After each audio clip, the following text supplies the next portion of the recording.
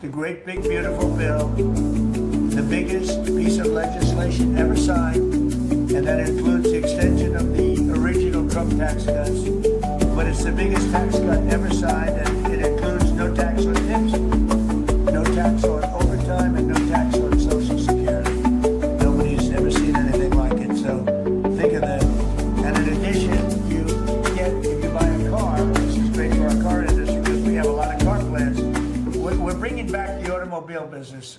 60% of it was stolen because we had incompetent presidents or incompetent trade people. But 60% of it was stolen over the years, and now I think we're bringing it all back. I think we'll be bigger than we've ever been in the auto business. That's President Trump. Cabinet meeting going on. I'm Tony Katz. The show is Tony Katz today. Master Blends 3 there from Oliva is what we're smoking. Glad you're here. A lot to get to. I'm going to take it to President Trump right now. This just started a few minutes ago. Let's bring it to him. The largest tax refund season ever. And we're going to be giving back refunds out of the tariffs because we've taken in literally trillions of dollars.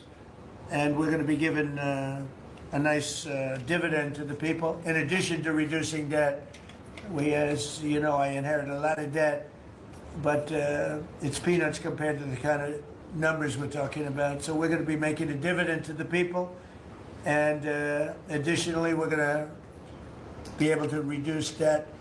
And as time goes by over the next 2, 3, 4 years, those numbers are going to go up. And I believe that at some point in the not too distant future, you won't even have income tax to pay because the money we're taking in is so great, it's so enormous that you're not going to have income tax to pay.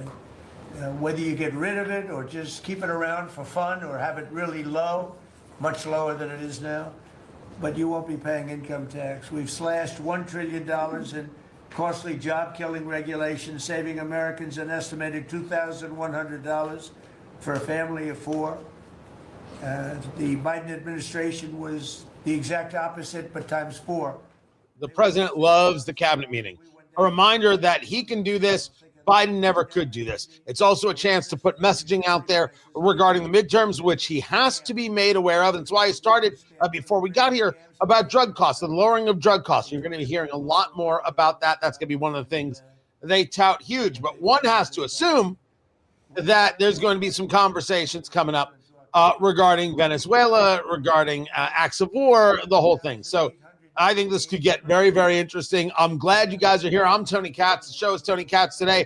The radio show is about to begin, so I'm going to make a little bit of an introduction there. We'll get back to President Trump. Let's do the thing there, Producer Landon. What you're doing is amazing. I terminated the insane electric vehicle mandate. And look, some people that make electric cars weren't happy with that. But we have to do that because you have to have a choice, whether it's a gasoline-powered car, and we have so much gasoline. You know, China doesn't have gasoline. We do. And whether it's a hybrid, which really are working really well, the combination of electric and gasoline. Hybrid people like. Hybrid people are a fan of far more than electric. It's a cabinet meeting. A reminder to America that Joe Biden couldn't do this, but I'm President Trump. And I can because I know where I am. Tony Katz. Tony Katz today. Good to be with you. Find everything at TonyKatz.com. The phone number, 833-468-8669, 833-GOT-TONY. That's how you get to be a part of the show. I'm going to bring it to the cabinet meeting. You're going to hear about drug prices. They've already discussed that. I'm assuming we're going to hear talk about Venezuela and this double tap thing, which isn't a thing. Well, it is a thing, but not as the Washington Post explained it. The president's going to talk. We're going to listen. I will comment throughout. I'm glad you guys are here. Let's get to the president. But now we're making a lot of money, because of the tariffs that are pouring in. And it's really national security. Among everything else, it's national security. We've also rapidly turned the worst border crisis in world history. I believe we had the worst border ever in history. I don't care if you had a fourth world country. You know, we allow third world country in. We would allow fourth world war countries in also. It doesn't matter. There was never a border that was as bad as our border. We allowed anybody in with no checks, no vetting. So we've rapidly turned the worst border crisis in world history into the strongest border in the history of our country, and probably one of the strongest borders in the history of the world, because we have nobody coming through. And I want to thank our people. The Border Patrol is so amazing, ICE, and I want to thank the military for the backup, because they're standing right behind them. And that was really nasty for a period of months, and now it's no longer nasty. Now they don't even come up. Nobody comes up. It's an easy job. Made your job a lot easier, because they know they're not going to get through. And we take people in, but they have to come in legally. For 6 months in a row, 0 illegal aliens have been admitted into the United States. You believe that? 0. We had millions of people coming in a year, millions. Now we have 0 for 6 months, and these are given by radical left people that do the numbers. I mean, they're not doing them any favor. Now, we should understand that no number is 0, but the president does get to make this claim because what we had versus what we have is so unbelievably impressive now. We ended the scourge of illegal immigration. Now, don't rest on your laurels, but it is a story that needs to be taken into the midterms. We are a safer nation because we have said we have a border. And look at what Democrats did. They told you they couldn't fix it. They told you it was the Republicans' fault. They told you we needed to pass special legislation. None of it was true. All Democrats had to do was care more about the American people than they did their own power. That's the line, by the way, which I didn't say until right now. That's the line. If Republicans start utilizing that line, they will move people. The economy is an issue. I'm not saying no. I'm going to get into more of that. But there are other things that Republicans need to be running on. And they should have been running yesterday for these midterms. I don't know what they're going to do. The Republican brand is not the Trump brand. They got a lot of work to do. I do not know if they're smart enough to get it done. And we'll talk about the special election in Tennessee as an example of what's going on. You people are crazy. I'll let you know when there's something wrong. There will be someday. That's going to happen to all of us. But right now, I think I'm sharper than I was 25 years ago. But who the hell knows? By the way, I took my physical. I got all A's, everything. But they said to me, would you like to take a cognitive test? I said, is it hard? They said, yes. I said, well, I'm a very smart person. Who was the last president to take one? No president has ever agreed to take one. Because when you get into the mid-questions, meaning, 10, question number 10, 11, 12, 28, 30, they get harder and harder. And they said, would you like to do it? I said, well, no reason to do it. Nobody's ever done it. I'll do it maybe, but there's really no reason. They said, sir, the problem is this is Walter Reed Hospital. And that's a military hospital. And that means that things are, sort of open. It's not like private where you have, if you do poorly, we'll have to, probably you'll find out. I said, I won't do poorly. I'm a smart person, not a stupid person. And as the doctor will tell you, I aced it. Right, Susie? I aced. I got every question right. And these are tough questions. These are questions that Mr. Landon, find me that cognitive test. We're going to take it on the air. Right now, meaning the people we're going to do it together. From the fake news would not do well in those exams. But I'm the only one that took it. I got every single question right. And then I read in the New York Times, is Trump sharp? Trump is sharp, but they're not sharp. That's why they're going out. He is 4 seconds away from telling somebody to go, what themselves. He really is. Like I don't think there's any question about it. He is 4 seconds away from that. He just, he's working himself up there. But I aced it. That is so absolutely positively terrific. Just terrific. These cabinet meetings are for Trump opportunity. Very, very big opportunity. And the opportunity is to remind America, I've got this under control. I've got this on lockdown. You're welcome. Have plummeted to the lowest level ever, ever, ever. Think of that. And the net benefit to our country is enormous, incalculable. America is strong and respected again. On the world stage, we're really respected. In fact, I went to a NATO and they were calling me the president of Europe. We're doing very well. We have a lot of respect. As you know, we have a problem with a war that our people are trying to settle now with Russia and Ukraine. We are not involved in the war monetarily anymore. Biden gave away $350 billion like it was candy. That's a massive amount of money. And much of it in cash, a lot of it in equipment. I don't give away anything. We sell the equipment to NATO. The European nations pay us for the equipment, 100% price. And then they bring it to Ukraine or whatever they do with it. But we're trying to get that settled. I've settled 8 wars. This would be the 9th. And our people are over in Russia right now to see if we can get it settled. Not an easy situation. Let me tell you what a mess. It's a war that never would have happened if I were president. Not even a chance. And it didn't happen for 4 years.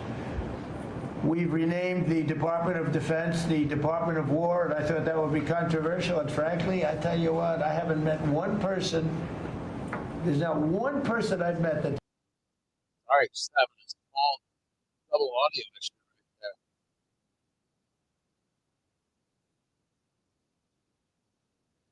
right there. Name.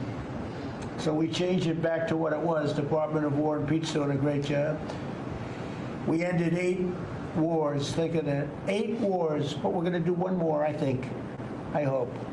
Now, every when he talks about Russia, there's a story there. The story there is that Putin is saying if Europe wants war, then Russia is ready. And everyone's like, I'm sorry, what? This goes back to a story just a couple of days ago where NATO said we're ready to engage with Russia. We're ready for a fight with Russia. And I read that and I said, okay, this is a misread. This is a misread of a headline. They mean that they're prepared and that they've got military readiness and if Ukraine should need help. No, it came across much more aggressive than that. Now Vladimir Putin is saying that Russia doesn't want a war with European powers, but if Europe did want a war, then what Russia was ready right now to fight. Putin doesn't want to fight. I think that Putin does need the off-ramp. He's just willing to go to the end. And I don't think Europeans want the fight because I honestly don't know if they know how. And the United States isn't interested in the fight. Certainly not when it comes to Ukraine. After all, we've got 15,000 troops and 11 warships in the Caribbean off the coast of Venezuela, which is a story in and of itself. The cabinet meeting is going on. I'll bring you more of that cabinet meeting as it happens. He's going to go around the horn. It's always entertaining, and it's always good to hear what they're saying as they're saying it, so we can then, make our comments on it. Keep it here, guys. I'm Tony Katz. This is Tony Katz Today. All right. Perfect class, everything. She was like a perfect human being. 20 years old, just started. She was like a baby. She was so proud. They were giving her a promotion. She told the parents that she was getting a promotion, and they were so proud of her. Then they get a call that this happened. And we have one young man who's fighting for his life. He's fighting very hard. I think he's probably doing better than anybody. And they said he didn't have a chance. I'll tell you, the one who said he's going to live is his mother. Spoke to his mother.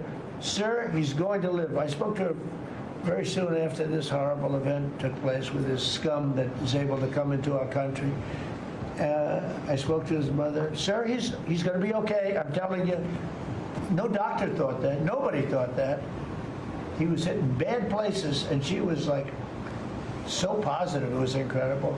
And it's possibly right, Pam, right? Possibly right. Boy, it would be amazing. If he lives, it would be amazing. A miracle, actually. But we're very proud of those 2 people. We're very proud of the National Guard. We're very proud of our military and our police and our firemen and women. If you go back and take a look a year ago, year and a half ago, it all changed, I think, on November 5th, the day of the election. But you go back before that, You couldn't get people to join the military, Pete, right? They didn't want anything to do with military. They wanted nothing to do with joining the police or the fire. They wanted nothing to do with anything. They had no spirit. The country had no spirit, nothing. And now we just had the highest recruitment in history, and we're getting great people. We're getting great people. And I will say, despite what just happened, Washington, D.C. has become a really safe place. And I guess this lunatic probably was upset that the National Guard is so effective, because we were really, really effective, and we are. And Washington, D.C. is now considered a very, very safe city. We had crime numbers a year ago that was so bad, embarrassment, that the city, the capital of this country, could have numbers like that. And Washington now is, no murders, no this. It's been a miracle. I never say no. There are still some. It's just that you've lowered it. That there's proof that a proactive approach works. That's the thing to say. And why aren't there more cities interested in being proactive? That's the conversation to have. That's the way to present it. Why aren't more cities interested in being safe and secure? Are you going to eliminate crime? Never. And President Trump should never put himself in a position to speak that way. It's a losing proposition when you do, when you engage in that level of absolutes. You have to simply say we're doing the best we can because we're being more proactive about the thing. We're more honest about what it is we're dealing with. That's the win. That's where America goes with you. That's where they connect with you. Let them. For the love of God, let them. Oh, I gotta get. What am I doing in radio? I need to be in consulting. Anyone want to start a consulting company? From what I'm told, the money is stupid. You don't even have to win. Just look at Ron DeSantis' consultants. $200+ million. Couldn't even get a first place. I could do that. No, I could do better than that. Let's bring it back to President Trump, and the radio show's coming back. 40s, actually, but it was not proper. And we're restoring the White House just like we're restoring the country, and people are thrilled. But the First Lady's done a beautiful job with the Christmas trees and all the decorations. I see the wreaths on the windows. I've never seen that before, on the windows of the White House. And, it's 4 stories high. I said, how did they get that wreath? They had people going up in a little dangerous. I wouldn't want to do it, but they put them. President Trump giving kudos to the First Lady for the decorations there at the White House. Well, who would say no to that? Tony Katz. Tony Katz today, great to be with you. He was talking about, of course, the murder of National Guard troop Sarah Beckstrom, talking about how safe Washington, D.C. is, saying no murders. And my argument is, don't say no murders. Don't. You can say, and you should say, that when cities are serious about their safety and security, we can get results. We can make it better for everybody. Why aren't more blue cities in favor of this? Why won't they move to be safer? I'm here to help. Let me. Don't make me just come in. Let me help you and come to us and say, we want the help. That's the thing to do. That's how it has to work. And if he does that, he'll get more people to his side. That's a winning argument. It really is. Because what's happened in D.C. has worked. And the murder of this National Guard troop from this Afghan national is much more about who we've let into the country than anything else. Meanwhile, by the way, I said hello, Tony Katz today. President Trump is still speaking. It's a cabinet meeting. So you know what that means. Candy for everybody except Robert F. Kennedy Jr. Let's take it to the president right here. But we'll start with Pete, and then if you want, we'll take some questions at the end. Please, Pete. Well, thank you, Mr. President. As you said, it has been a historic year at the Department of War. Recruiting and retention over this year are at the most historic levels our country has ever seen. I had a chance to be on a aircraft carrier destroyer over Thanksgiving. The spirit in our ranks since the election under President Trump is unprecedented. I've never seen anything like it as a soldier myself in uniform, and I know a lot of you feel the same way. We've ripped out the DEI and the political correctness. It's all merit-based at the department. We're getting back to basics: accountability, training, readiness, lethality, and that's reviving that spirit.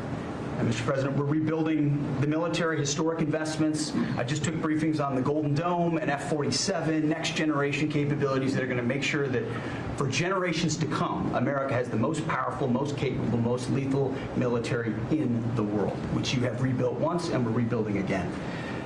And then we're reestablishing deterrence and credibility. If you look at what happened, we deal with every day the outcome of what happened in Afghanistan, the debacle under Joe Biden. We just dealt with it in the streets of Washington, D.C. with those 2 National Guardsmen. And then what happened on October 7th with Hamas, what happened in Ukraine, a war that never would have started under President Trump, we're having to rebuild that. So whether it's freedom of navigation and taking the fight to the Houthis, whether it's Midnight Hammer, those beautiful B-2s going 37 hours back and forth, undetected, delivering with precision, and Iran not getting nuclear capabilities, Europe and NATO stepping up to 5%, locking down our southwest border. It's been an honor to work with Christy and Tom and everyone else down there to lock it to 0, operational control of our border. And then it's getting after and going after narco-terrorists and designated terrorist organizations in our own hemisphere. As I've said, and I'll say again, we've only just begun striking narco boats and putting narco terrorists at the bottom of the ocean because they've been poisoning the American people. And Joe Biden tried to approach it with kid gloves. Allowed them to come across the border, cartels take over community, 20 million people, hundreds of thousands of Americans poisoned. And President Trump said, no, we're taking the gloves off. We're taking the fight to these designated terror organizations. And it's exactly what we're doing. So if you thought that maybe the Department of War, Department of Defense, was going to change their tunes on what's going on with Venezuela, you were wrong. By sea are down 91%. And I don't know who the 9% is. I'm not sure either, sir. But down 91% by sea. We've had a bit of a pause because it's hard to find boats to strike right now, which is the entire point, right? Deterrence has to matter, not arrest and hand over and then do it again, the rinse and repeat approach of previous administrations.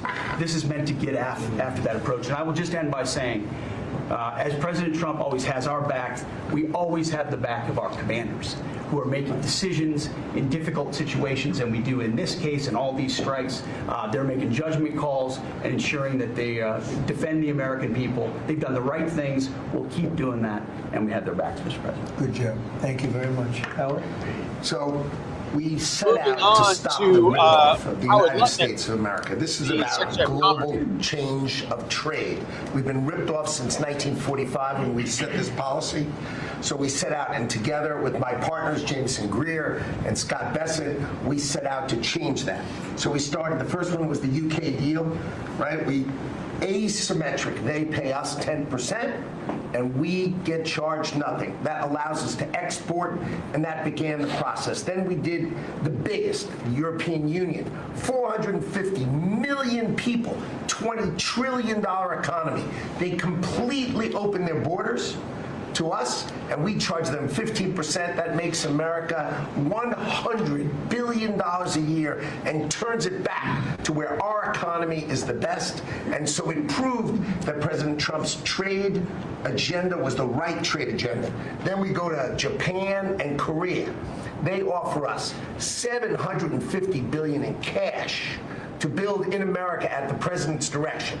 And we're going to start, as an example, nuclear. Right? We need to have a nuclear arsenal in America of power, the generation of power. So we're going to build hundreds of billions of dollars, financed by the Japanese and the Koreans, meaning they give us the money, we build it here, and we split the cash flow 50-50. We're going to build ships, $150 billion worth of ships in America. That changes the way things work. Right? After those trade deals, then you go to how are we going to reshore, right? Let's start talking about the auto industry, right? We've been competed against by Koreans, the Japanese, the Europeans. We're kicking our tail. President Trump changed it. 25% tariffs, bring it all home. This year, General Motors stock up 40%, Ford up 34%, and on the same day that we announced we had set all the tariffs, Sean Fain, the head of the United Auto Workers, called and said, I can't believe I'm calling a Republican Secretary of Commerce to tell the president that this is the greatest administration for auto workers in America. Well, I'm glad. Tariffs are taxes, though, Secretary Lutnick. And in all of these deals, as good as they sound, I want them to be true. But the deal is part A. Part B is the selling and the buying. What is it? What are the actual dollars that are making their way in? What are the actual investments that are happening? When do we see the shovels hit the ground in terms of construction? When do we see the dollars hit the street in terms of investment? Then we will know. And you will feel the results of that quickly. We haven't felt the results of that yet. We are not close to feeling the results of that yet. And that's the issue. That's the hardest part, which is why they've been so very, very strong now in talking about here's what's coming, here's what's coming. You have to sell your story. They did listen to us. Even on the one big beautiful bill, which passed in July, the conversation is, oh my gosh, wait till you see what happens January 1st and the no tax on tips, this, that, and the other. That's when the good times do happen. We've got the briefing. It's going to be continuing. The live streaming is happening, youtube.com/Tony Katz. Keep it here. I've got much more of the cabinet meeting. More is coming up. I don't know what job Marco Rubio is doing, but he's sitting next to the president as always. We will have that as well. I'm Tony Katz. This is Tony Katz Today. We made $40 billion. That was, what, 3 months ago?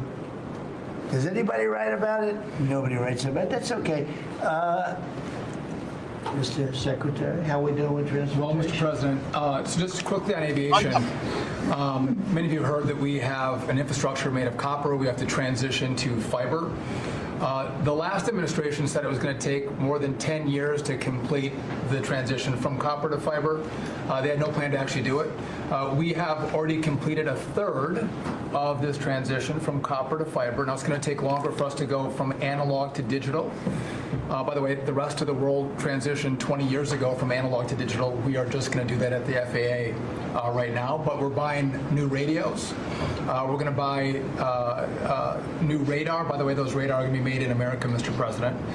This phase of the operation will be completed by the time you leave office. It's 3 years. I do need another $20 billion, Congress, to start the second phase, which is really important, and we'll try to get that done also in that 3-year time period, but we need the money, critically important.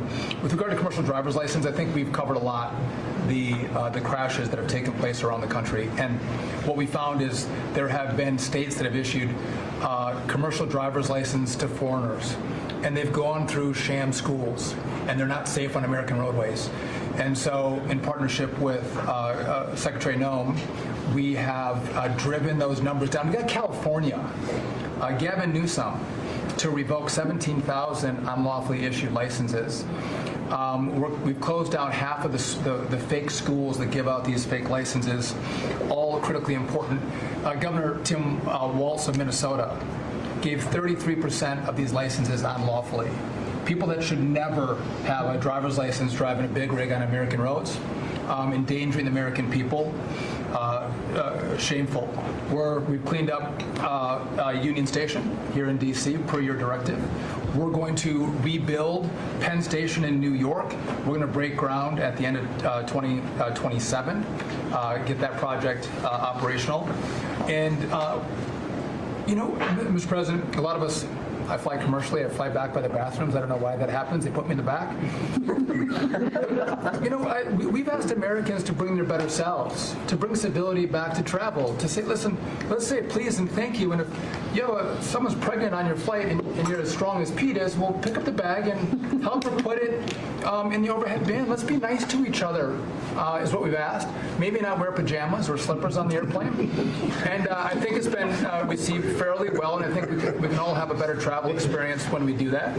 And just the last point His I'll make is future there was a is big massive. football game where the Merchant Marine Academy that falls under DOT actually beat the Coast Guard with Christy Nome. We beat them by 1 point, and so we're very proud of that. And, so well done, Kings Pointers.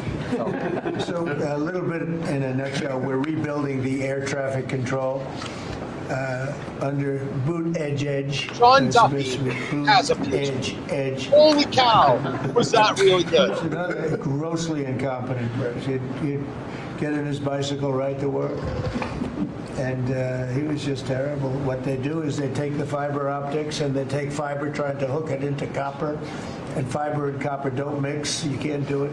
But people knew that for the last 30 years since they started doing the fiber. I don't know how the whole pajamas thing started in public. All I know is right here, I'm the guy who single-handedly tried to put an end to it. And now look at me. It's now the policy. Pure success. Absolutely. Oh, that's just rude right there. But absolutely true. Secretary Duffy is listening right here, single-handedly. Single-handedly, I've been leading this charge. He better be wearing a suit on a plane, too. By the way, this is not that. This is not a comment. That's just dopey. Don't be dopey. And goodbye. Let's bring it back to the cabinet meeting. Oh, it's a terrible airport. It was incorrectly designed with a good building. Actually, it's got a beautiful terminal. Saarinen was the architect, one of the greatest architects in the world at the time, a great architect. And so they have a great building and a bad airport. But we're going to turn that around, and we're going to make Dulles Airport, serving Washington and Virginia, Maryland, etc. We're going to make that into something really spectacular. We have an amazing plan for it. That's President Trump discussing a rebuild of Penn Station and a reconfiguring of our infrastructure. Tony Katz today. Good to be with you. As Secretary Duffy speaking just moments ago, as the cabinet meeting's going on live here. Sean Duffy has a future, a real future. And the movement happening on going from copper to fiber, on getting modernized in our systems, this is the stuff. And he's doing it without any of the hysteria. He's just getting it done. Now, this is Doug Collins. I'll listen to him just for the accent, who runs Veterans Affairs. Works together, and I want to start there. And it's often been said, I found out some things this year that I didn't know, that the Department of what was Defense, now Department of War, and the Veterans Department had never really communicated. Now, we're fraternal twins, in a way. Pete and I are. He lives better, I'm better looking. But in looking at this, I mean, he brings them in. He keeps them for a number of years, up to 20 or longer, and then they come into what the country is committed to our veterans. And if you don't have both ends working correctly, then recruitment lags, morale lags, and we've been able to work and fix a great deal of that. I didn't need to change our name, but I did do one thing. I put the veteran back first at the VA.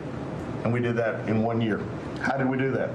We started taking things that have been neglected for a long time and put them back. We had a backlog in which we've dropped over 160,000. We're not talking year-to-year change at the VA. We're talking 5-6 year. We have to go back 5 to 6 year prior COVID numbers to see the change of backlogs that are now reduced. We do it in 6 months instead of the long time it took. In fact, it grew under the Biden administration. It shrank over 160,000 under us. Champ VA, which is a program we have, has basically been back to day to day. It was at a terrible state, which delays and claims and everything's going on. We've got that back. We're doing things like taking a new look. I have one question that I ask when I go to my hospitals, which by the way, over 170 hospitals, 1,200 clinics, and I ask the people one thing, Mr. President. I said, what are you doing right now that if you were just honest and I wasn't standing here, you say, this is stupid? It's been amazing what we've gotten, and the feedback that we've had. We've been able to change how we do credentialing, how we do privileging, how we do hiring. We're all working through that, and it has all made a difference for our veterans as we go forward. CNP exams for veterans. This is the kind of stuff. Now, I agree that it isn't the price of milk and the price of eggs, which eggs are down, by the way. It isn't gasoline, which is at a lower number than it has been and needs to go lower. But these are the kinds of things, these are the kinds of results that the White House needs to move better on, the Republicans need to move better on. Let me say it differently. the Republicans have to be able to message or they lose the midterms. Everybody's aware of this, right? There is a special election going on in Tennessee where, I mean, I'll play for you the audio from Tennessee Representative Tim Burchett. This is a Marxist. Afton Ben, she is what she is. She's nuts. And she is in a district where Trump won by plus 22. Trump won it by 22 points, and it's a tight race against a guy by the name of Van Epps, that's his last name. He's terrific by every account. And it lets you know where people are. And yes, it's a special election. You can engage us a whole bunch of ways. But in the end, as we discussed after the election in 2024, for those of you who were at my first event, Understanding the Election in 3 Bourbons, there's a very large difference between the Trump brand and the Republican brand. And the Republican brand ain't great. And they need to be able to sell this story well on all the fronts. Here's what we're doing for veterans. And here's why it matters to you, your community, your family, where you live. This is Jameson Greer, who's the U.S. Trade Representative. You hear his name, but you don't see him normally. Obviously, the outcome was we had a huge trade deficit. You took it head on. You gave all of us who work on the file a lot of leverage. So we spent the past 10 months or whatever we've been doing now just going around the world and flipping the script. So now we're in a situation where we've protected our industries, we have the tariffs, and the other countries have decided to take their tariffs down and non-tariff barriers. And we've done it in a very constructive way. We've achieved agreements on reciprocal trade, which are a new kind of trade agreement that's really focused on making sure we have balanced trade, we have reciprocal trade, that we're treating each other fairly. And it's been embraced by the international community. And it's going to be exciting to see what it's like 5 years, 10 years from now, because you've changed it. And that's how it's going to be now. And I think you should be commended for it, and we look forward to seeing what comes in the next few years. Thank you very much. You're doing great. To the point. He's doing a great job. Thank you very much. Please. Thank you, Mr. President. Last time I was here, I said that the amount of dereg that we had for regulatory was 30 to 1. Since then, it's up to 48 to 1. Your goal had been 10 to 1, which was in excess of 6 to 1 in the first term. It's actually much higher than that, but I made my team redo the threshold a little bit because it sounded so unbelievable. But the amount of work that's being done with this entire team is astronomical. And another detail in that is that when we propose a rule, some of the biggest ones that you care the most about don't go into that count until they are finalized. So next year we should be even more eye-popping. One of those to talk about is the federal acquisitions regulations, which you gave us a charge 6 months ago to dramatically reduce. In 6 months, we've lowered it by 25%. 500 pages, 2,700 mandates, which is a third of the mandates. That's going to lead to savings, competition, and speed. So Again, a story to tell. Now, there's always going to be some pushback. Well, what about this? What about that? We should never be people who dismiss what we're dealing with. You cut a regulation, you should be able to talk about cutting the regulation. Somebody else can discuss why that regulation was so very, very important. But you have to be able to sell your story. If these are things you have decided provide result, you have to be able to put them in a total package. And in every single way, you have to then follow it up with, here's how it helps you. Here's how it makes your life better. Here's how it makes your business easier to run. Here's how it makes your family richer. Here's how it makes your life more affordable. Everything must relate back. Absolutely everything. And when they fail to do so, when they fail to engage that way, that missed opportunity doesn't come back.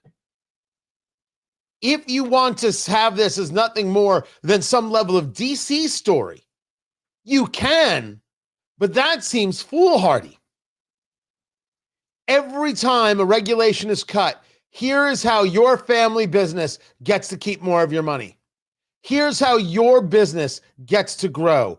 Here's how you can now have the opportunity to take your dream and turn it into a business.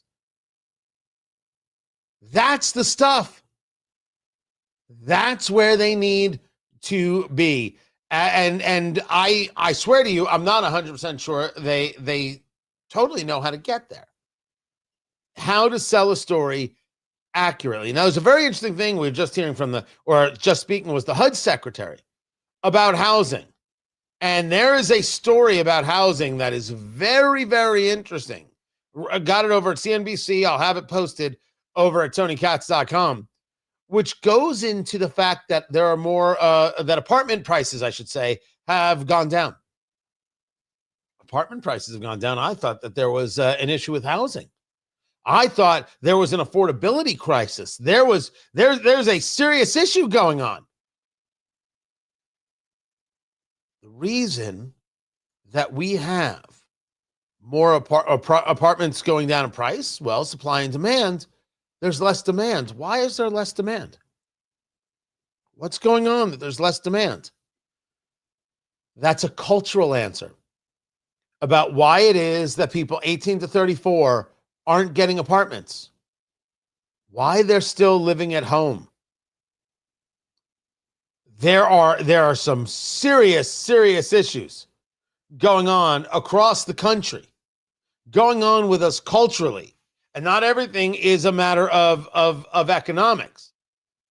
If you want to talk about being priced out and everything is too expensive, a lot of things are too expensive. Again, that's that economic conversation.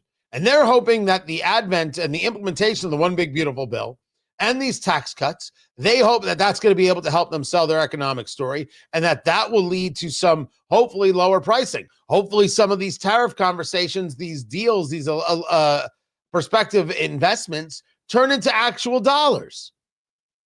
And that's going to help too.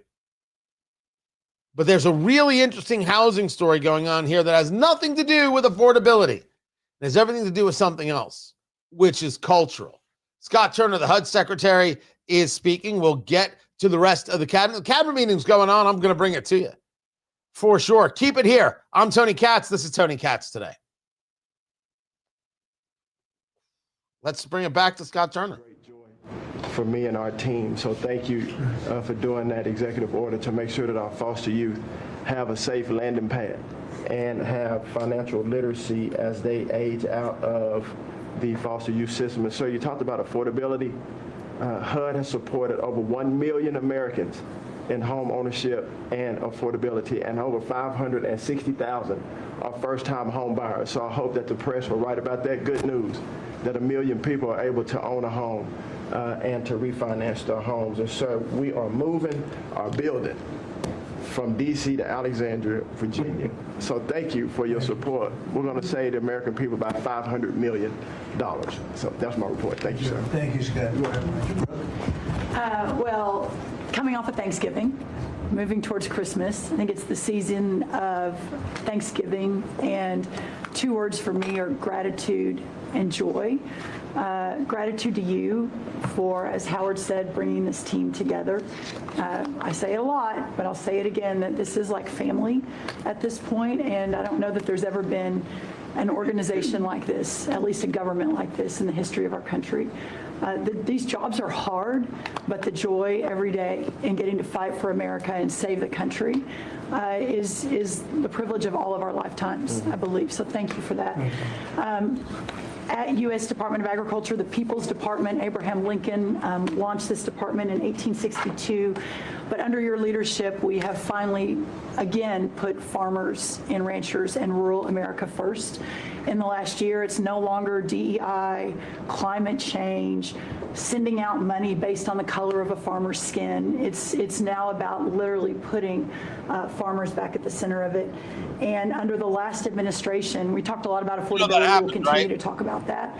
But under the Biden administration and the destruction of our economy and the cost of inflation, interest rates for farmers and ranchers went up 73%. Labor went up 47%. Fertilizer went up 36%. Fuel went up 28%.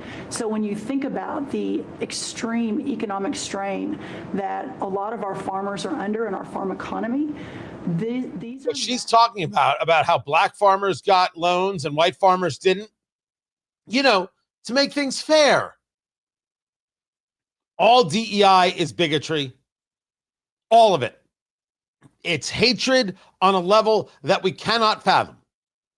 That happens in America. Back to Brooke Rollins, the ag secretary. Selling more corn, getting more of our products out. But when we really think about how to solve for this idea that for so long our farmers, many of them have been farming for government checks instead of moving their product around the world, these trade deals change that forever. And it isn't one trade deal or two trade deals, it's dozens of trade deals. And so talking about rural prosperity and bringing the golden age back to rural America, which has been lost for too long. And we're going to focus on that next year, hopefully with our vice president, many of our cabinet members. But the opportunity to do that under these new trade deals is unprecedented. And so just putting farmers first, our ranchers first, Mr. President, is such a huge priority and an accomplishment of the last year. The second quick thing is lawfare, and I know you know this better than anyone in the country. When a government politicizes and weaponizes their power to go after average, everyday Americans, well, from you, the top of the heap as president, but all the way down to the ranchers in South Dakota, the Maud family, who were facing jail time over a fence line dispute that had been in their family for 130 years. We fixed that. The Henry family in New Jersey, who were facing their farm being taken away for eminent domain to give to affordable housing, we fixed that. So being able to completely change the trajectory. There's a lot of that. These farmers, these ranchers who get attacked by their government because they collect water. The lack of consideration given to them, it is horrifying that this happens. And I'm happy to see changes in those things. Your government's supposed to work for you, not against you. And of course, we have seen that that's just not the case in so many cases. So coming back to the radio show, hope you don't mind. I'm sharing the whole cabinet meeting because you never know. You never know what's going to happen. Let's bring it back to the show there, producer Landon. Right on. Higher wages, et cetera. But still, when we found 186,000 dead people's Social Security numbers being used, 500,000 people receiving benefits more than twice. We had a couple of people receiving benefits in 6 states. In February of this year, we asked for all the states for the first time to turn over their data to the federal government, to let the USDA partner with them to root out this fraud, to make sure that those who really need food stamps are getting them, but also to ensure that the American taxpayer is protected. 21 states said yes, not surprised. 29 states said yes, not surprisingly, the red states, and that's where all of that data, that fraud comes from.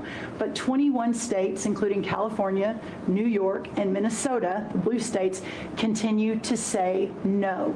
So as of next week, we have begun and will begin to stop moving federal funds into those states until they comply and they tell us and allow us to partner with them to root out this fraud and to protect the American taxpayer. That's Brooke Rollins, the Secretary of Agriculture. And to the idea of rooting out any corruption, I'm always in. Tony Katz today. My advice to the Secretary, start with Minneapolis. That's Minnesota. This story about the fraud and Somalis is just overwhelming. And the amount of abuse and the people who want to defend it, they want to defend it because noticing, well, that makes you racist. That's what they say. As a matter of fact, that's what the Somalis said. They said, if you say anything about how we're fleecing state and federal government, we'll call you racist. And Minnesota said, oh, we can't have that. Cowards. Absolute cowards. So the cabinet meeting's going on, the 9th cabinet meeting of the second term, and President Trump is there and holding court, and then there'll be questions answered. I love this stuff. I do. I always want to hear it, so we all heard it together, and then we can comment on it together. Let's take it back to the cabinet meeting. That's right. And sir, may I say, this is the This is the remarkable result of real leadership and your real leadership. Just a couple of days ago, China announced that they were going to halt all purchases from Brazil because they had found some irregularities in some of the soybeans they're buying from Brazil. And what that means is a continued signal that this country and our farmers produce the best, highest quality soybeans, sorghum, et cetera, in the world. And what you've been able to do is open those markets up and, again, move toward an era where our farmers are not so reliant on government checks, but they have the markets to sell their product. Having said that, we do have a bridge payment we'll be announcing with you next week as we're still trying to recover from the Biden years. That's right. To help the farmers. We're That's going to help right. the farmers. They did not help the farmers. That's right. Thank you very much. Thank you, sir. Scott? Mr. President, it's been a great year on the economy, but the best is yet to come. The tens of trillions of dollars that have come in investment, both the portfolio investment by companies, investment by countries, that is turning into a CapEx boom for the U.S. Capital expenditures up 15% in history. When CapEx is up, jobs will follow. The One Big Beautiful Bill is an incredible, as you said, thanks to your leadership, along with Speaker Johnson, Senator Leader Thune, we had that done on July 4th, which everyone said was impossible. And the great thing about that bill, sir, for the American people, it's for industry, 100% expensing. Build your factory here. You can write it off immediately. But you also insisted on the 4 benefits for working people: no tax on tips, no tax on overtime, no tax on Social Security, auto deductibility for American cars, and that is retroactive. So as a result, in 2026, we are going to see very substantial tax refunds in the first quarter. So the best way to address the affordability crisis is to give Americans more money in their pockets, which is what this bill has done. We're going to see real wage increases. I think next year is going to be a fantastic year. Taxes, deregulation, energy certainty. That's why everyone with your leadership is coming to America. Bond market had its best year since 2020. Everyone said couldn't be done. So we're going to have growth. We've had 2 4% quarters before the Schumer shutdown. We're going to go back to that. So not only... This is the second time that's come up. Kevin Hassett brought it up yesterday. Now Scott Bessent in the cabinet meeting that we're going to see another 4% GDP, gross domestic product. Do you have any idea how aggressive that is? 4% is huge growth in a country like ours. Massive. I do not know how that connects to another month of declines in manufacturing. Where's this growth coming from? Where is this GDP growth happening? Which I think is a legitimate question. You also heard Bessent very, very optimistic about the One Big Beautiful Bill. They're banking on it. They are banking on the One Big Beautiful Bill, bringing the dollars, giving back the dollars to move people in this economy. More of the cabinet meeting. Guys, stick around. Keep it here. This is Tony Katz Today. Let's hear from Vice President Vance. And the people around this table work every single day to address. You'll hear a lot of statistics today. You hear a lot of statistics in our political conversation. I think the most important statistic for the American people is that under the Biden administration, the average American family lost over $3,000 of household income. And under the first 10 months of this Trump administration, they have gained over $1,000 of household income. What that says very clearly is that we are fixing the problem that Joe Biden and the Democrats created in the last administration. If you look at every affordability crisis that's confronting the American people today, it is traceable directly to a problem caused by Joe Biden and congressional Democrats. Why did homes get so unaffordable? Because we had 20 million illegal aliens in this country taking homes that ought by right to go to American citizens. Why did tax bills get so unaffordable? Because Democrats were raising taxes while congressional Republicans under the president President's leadership, we're now cutting taxes. Why did food get so expensive? Because we printed trillions of dollars and threw it into green scams that made our agricultural economy suffer while Americans were paying higher prices for food. On every single one of those issues, Mr. President, I think we've made incredible progress. But it would be preposterous to fix every problem caused over the last 4 years in just 10 months. I think that we've done incredibly good. But what I see over the next year, and you heard Brooke talk about joy and gratitude. What I really think this season represents for me, and I think for the entire administration, is that we have now done incredible work to fix what Joe Biden broke. And I think that next year, in American growth and American prosperity, could be the best year that we've had in the United States of America. It's going to happen because we're all working hard. It's going to happen because we have the greatest country in the world. But I think for congressional Democrats in particular, if they want to talk about affordability, they ought to look in the mirror. We are fixing what they're broken. We're proud to do it. It's the job that we were elected to do. But I think 2026 is going to be the year where this economy really takes off. Thank you very much. Thank you, sir. Great. Yeah. President Trump, thank you for talking about Sarah. Heartbreaks for her family. And Andy is doing well. His parents, Melody and Jason, wanted me to tell you, and I was with them yesterday in the hospital. He's a miracle. I was there when the surgeons came in, and they wanted you to know this. He's a miracle, and if everyone in this country can continue to pray for that family. He's got a long road ahead of him, but he is a miracle. And of course, our D.C. initiative is led by our amazing, and the monster will be held accountable who did this. Our marshals, of course, are leading the D.C. Safe effort. We have made over 7,000 arrests at your direction. D.C. is safe again. Working with everyone around this table, Pete and everyone. Scott and I were in Memphis together last week, and everyone, and Bobby, your HHS, doctors and medics are on the ground to help people in Memphis and D.C. In Memphis, we've made over 3,500 arrests so far, and Homeland Security, Christy, you've been instrumental in this. But it's everyone working together as a team. We even have Treasury agents out there. It's unbelievable, on the ground in D.C. and Memphis. Of course, law enforcement first, FBI, Kash Patel has led the FBI. We have a 100% increase in the arrest of violent criminals, thanks to your leadership.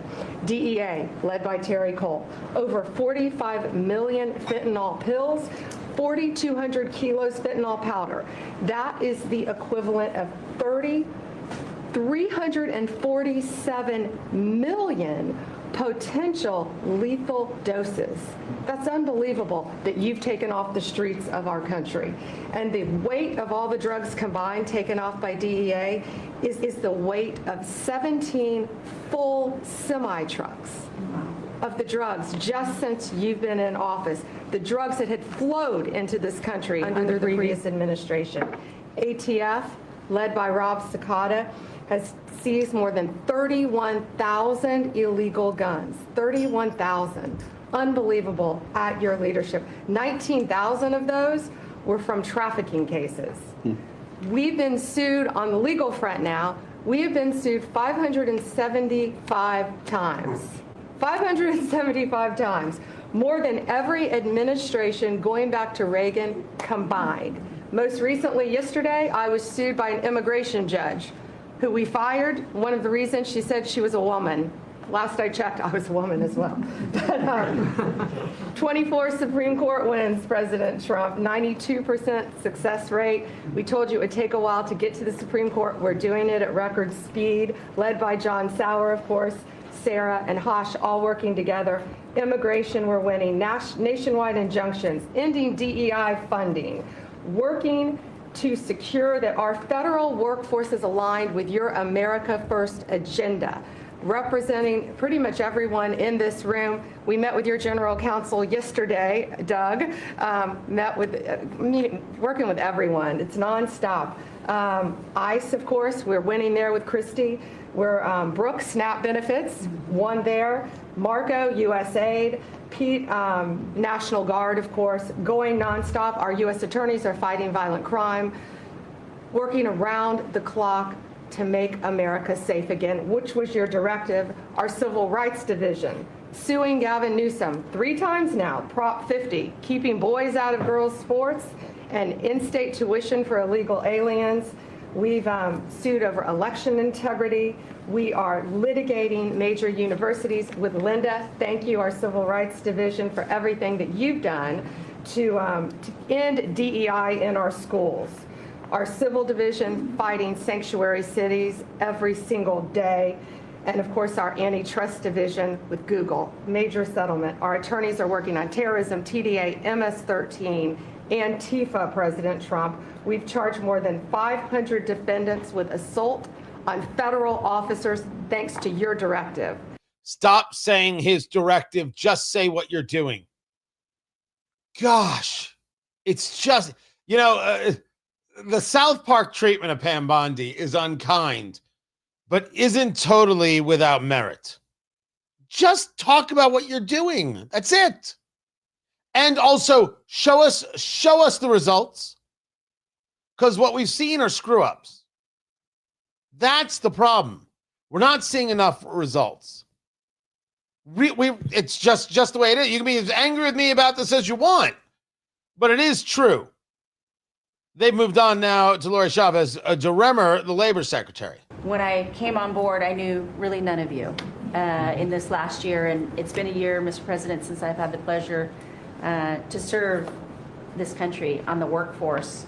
Everybody said the Department of Labor would be quiet, fly under the radar. You won't have to do too much. Absolutely not, because you made the American people realize the American dream is real for the American workforce. And it's been under your leadership, Mr. President, that over 2 million jobs that has been created since you started have been native-born workers. And that is the difference between this presidency, this administration, as opposed to the Biden administration, where mostly foreign-born or federal government jobs. And I think through the private sector, over 2 million jobs of native-born. And so the Labor Department has wasted no time in putting that into action with our Make America Skilled Again, either grant dollars, but the intentionality of the apprenticeship program, 1 million active apprentices across this country. We have done over 250,000 new apprentices so far in the first year and registered over 2,000 new apprenticeship programs.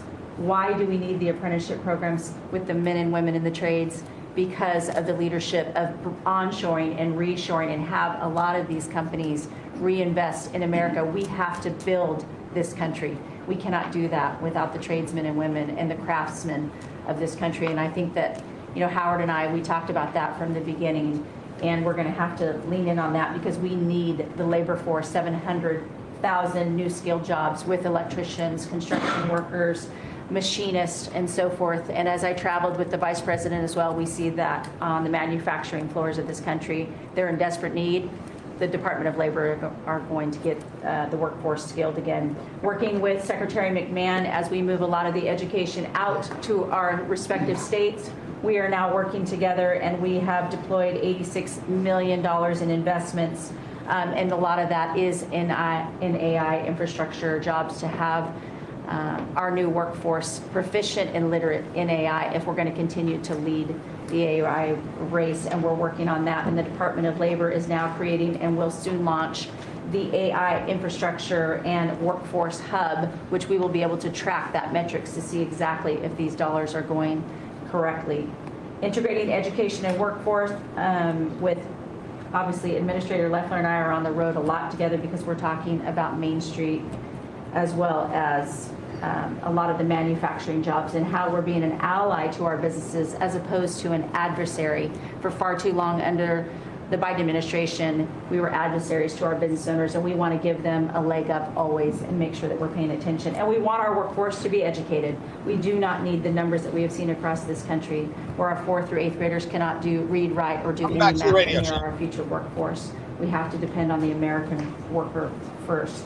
Also, lowering healthcare costs in line with the executive order. I'm working with Treasury and HHS, and rulemaking is underway to expand healthcare transparency and make pricing more affordable for our employers who offer these to their employees. Promoting retirement security. The department rescinded the Biden administration's guidance that restricted the use of crypto in the retirement investments, and we're seeing more and more of that. where we also rescinded the supplemental statement that discouraged the fiduciaries from considering the alternative assets for 401ks, and that will also come through the Department of Labor, that rulemaking. And the cabinet meeting continues. That's Lori Chavez-Suremmer. She is the labor secretary. Yes, I was opposed to her nomination and confirmation. Speaking there as they go around the horn, everybody giving their thoughts and their take, and here's what we're doing, and a little too much because of you, Mr. President. Because of you, Mr. President, I get it. I get it. It's most egregious when it's Pam Bondi. It really is. Tony Katz today. Good to be with you. Be offended, be upset. How dare you, Tony? It's just too much. It's just too much when it's Pam Bondi. And you can talk about all the things you're doing in the world, Attorney General Bondi, but let's talk about the misses. Let's talk about the missteps. Let's talk about the fact that even from people like myself, who clearly thought you a better pick than Matt Gaetz, I'm not seeing results. I'm seeing miscues and missteps from the DOJ and from the FBI. If Dan Bongino wants to get mad at me, he can call in and be mad at me. But this is what we're seeing. Now, you say to me, well, the things you're not seeing. I don't disagree. There are many things we're not seeing. No question. But what we do see doesn't look great. We don't see the miscues and the missteps from Sean Duffy.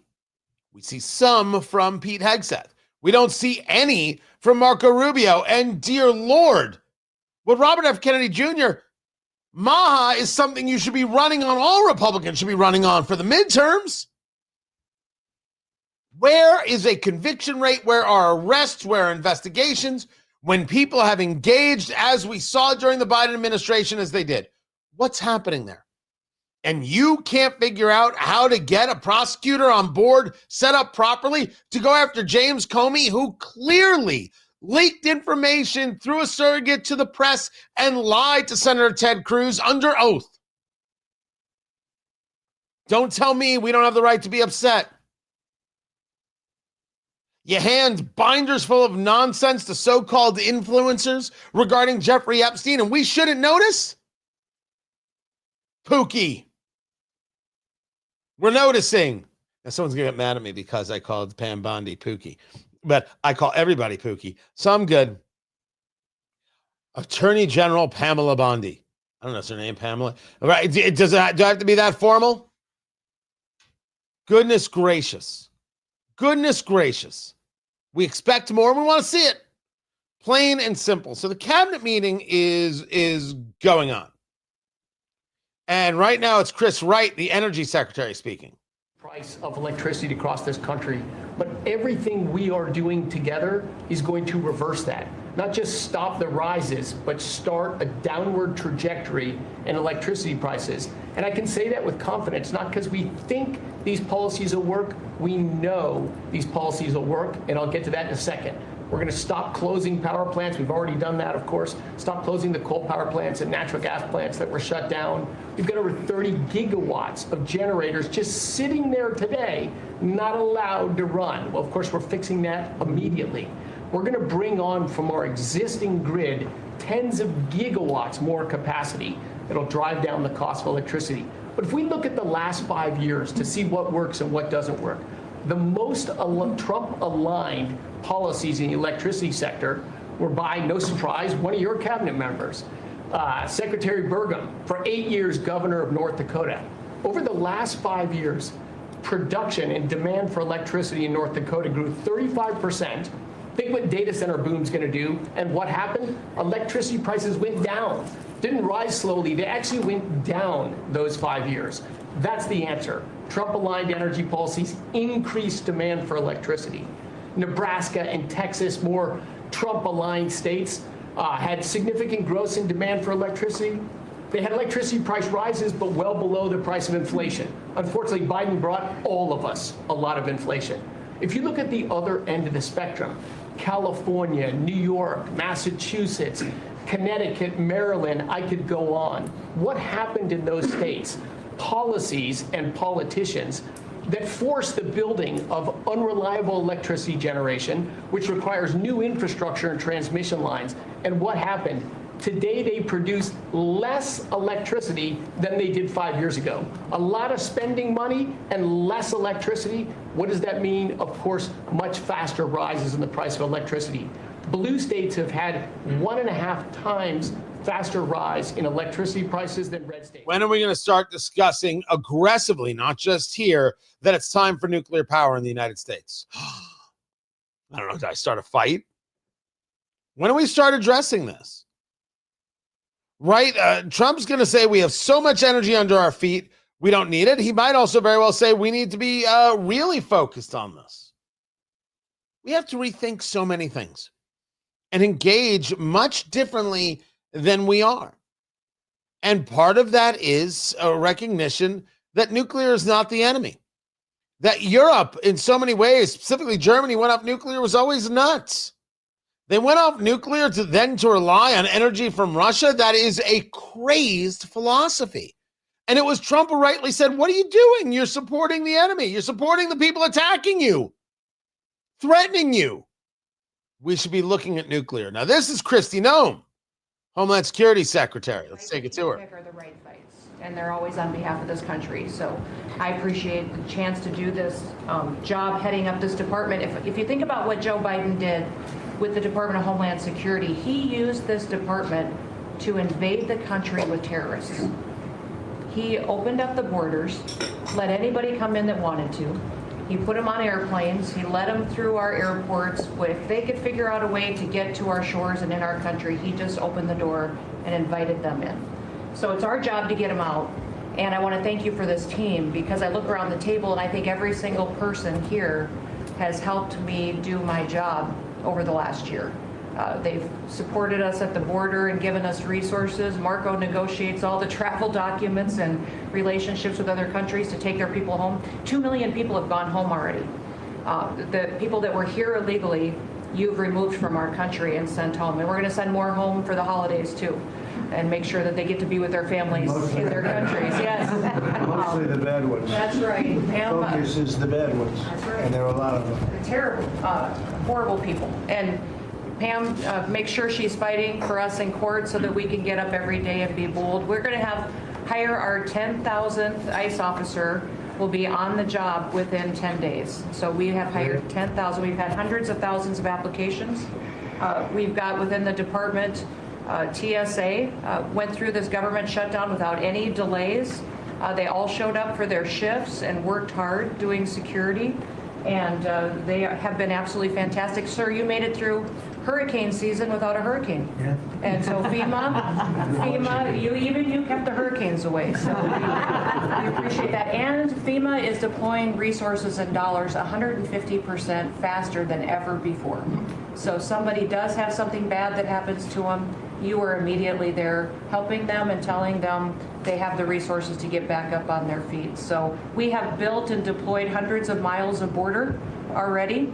You have cut the fentanyl flow over the southern border by over 56%. You've saved hundreds of millions of lives with the cocaine you've blown up in the Caribbean. And, you told me to look into Minnesota and their fraud on visas and their programs. 50% of them are fraudulent, which means that wacko Governor Walz either is an idiot or he did it on purpose. And I think he's both, sir. He brought people in there illegally that never should have been in this country, said they were somebody that they're not. They said they were married to somebody who was their brother or somebody else. Fraudulent visa applications, signed up for government 50% of Somali? Wait, was it specifically Somali? These applications are fraudulent? That's what Kristi Noem is saying right now. And we're going to, this next year, make sure that we only put people in leadership positions in this country that love this country and have its back. So that's an accusation you're going to have to show the data on. Someone's going to say to the secretary, show your work. Appreciate it. We'll let the cabinet meeting continue. I'm going to bring it all to you as they go around the horn. We still have not heard from Robert F. Kennedy Jr., and that's always good stuff because he always brings something.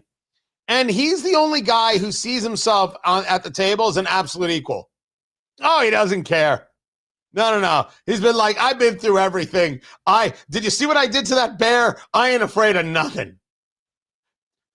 I got tapeworms in my brain. I ain't worried about you, sir. Now let's talk turkey.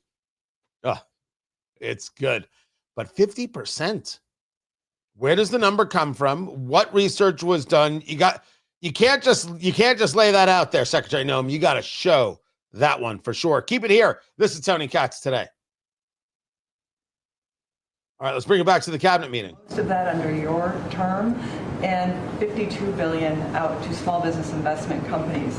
So we are running this agency like the best run bank in the country. We are growing small businesses across Main Street, and we're deregulating to the tune of $100 billion, working with all my fellow cabinet members. And thank you for putting together the best cabinet in history. Iron sharpens iron, and thank you for bringing such a strong leadership group together. And then finally, I've walked factory floors from Alaska to Maine, and the workers, the small businesses, most manufacturers in this country are small businesses, 600,000 of them. They are so grateful to your fair trade, low inflation, deregulation agenda that is creating national security and economic security in this country like never. I need a hobby. Oh, look at that. Look at that. Fox just went out on us. Don't worry. I have a plan right here. I can do more than one thing at a time for sure. So let me do this right here. And then we'll get back to the cabinet meeting.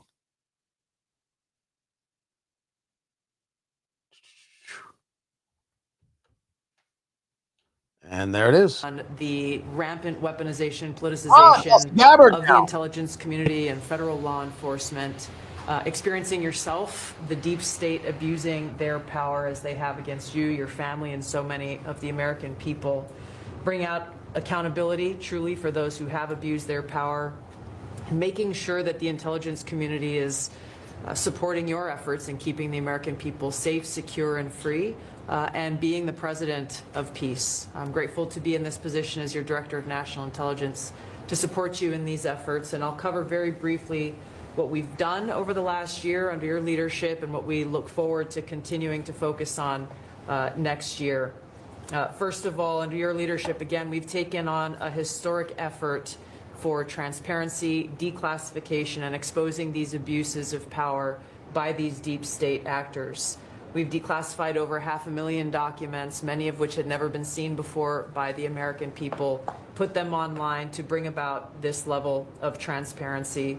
We formed a weaponization working group, again, to be able to go after a lot of these abuses of power that have never seen the light of day, to support the accountability that under Pam Bondi's leadership in the Department of Justice is coming about.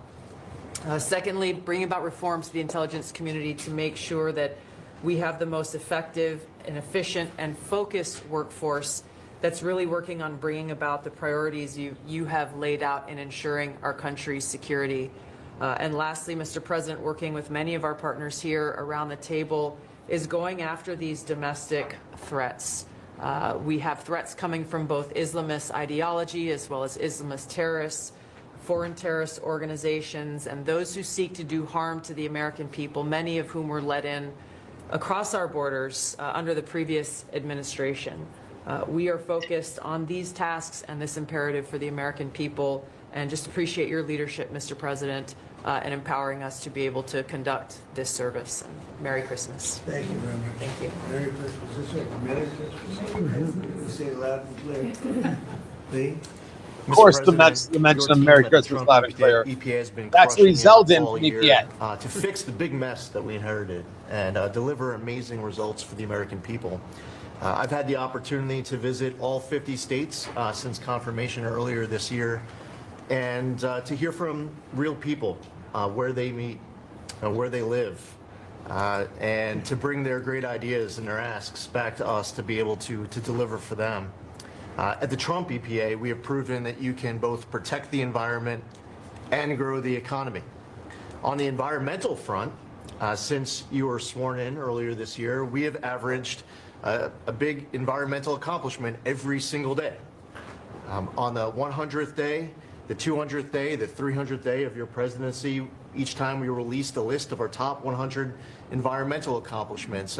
That has included a historic LA wildfire cleanup that you ordered us to complete in record time, which we did, and the Army Corps, under the leadership of our great Secretary of War, did their part as well. The federal government completely did all of the work needed to allow these residents and businesses to be able to rebuild, but poor leadership at the local and state level, unfortunately, is still resulting in these property owners unable to rebuild, and it's wrong. That's Lee Zeldin, the EPA administrator. I'm Tony Katz. The show is Tony Katz Today. That's the cabinet meeting going on. And I don't know. I find myself, as I was telling the chat room there on the live stream, I must be a geek because I love this stuff. Don't get me wrong, I don't agree with everything. Don't get me wrong that I find some of these people, even cabinet members, who when they speak, I find them just to be, we get it. You want Trump to give you a cookie. I find it horrifying. And then I get people like Sean Duffy, and I'm like, that's clear spoken. That's focused. I like what Doug Collins, Secretary of Veterans Affairs, had to say. We still have not heard from Linda McMahon at Education, where they're making the moves to dismantle the Department of Education. We haven't heard yet from Robert F. Kennedy Jr. We haven't heard yet from Marco Rubio. We haven't even taken questions. There's a part of me that always wonders whether or not I'm giving you guys the best show I possibly can when I cover these things, except I think hearing them and being able to comment on them, it allows us to have these points of, all right, we heard what was said. Now we can debate what was said. And if you disagree with me, you send it my way. I love it. Helps me get better. So with that, I again share this cabinet meeting as it continues to go on. And the reason, by the way, this is number 9. Number 9. This is the 9th cabinet meeting Trump has held in the second term as a reminder, quite clearly, that Biden never could do this. Biden didn't meet with his cabinet. But these people do talk, and these people are engaged. It is a message. I don't know how effective it is, but it is a message. Lee Zeldin is finishing up. Back to the cabinet meeting. That were taking way too long and closely following the law, as well as key Supreme Court decisions like Loper-Bright to overturn the Chevron doctrine. We inherited massive backlogs that we've been eliminating all year long. We've been implementing your executive order to end COVID-era remote work. We consolidated real estate, canceled expensive media subscriptions, and closed the Biden EPA museum that none of you knew even existed. I'm sure none of you actually visited. To put it another way, in 2024, the Biden EPA obligated and spent over $60 billion in 1 year, an agency with an operational budget of about $10 billion a year. In their own words, caught on camera, they were tossing gold bars off the Titanic, wasting precious tax dollars to pay off well-connected Obama and Biden officials. And they were doing it without any apology or regret. The Biden EPA, in fact, was amending grant agreements just days before you came into office to reduce agency oversight. But this year, 2025, at the Trump EPA, similar theme that you'll hear from everyone around this table. With our actions canceling wasteful grants and implementing other measures just mentioned, we have saved $30 billion.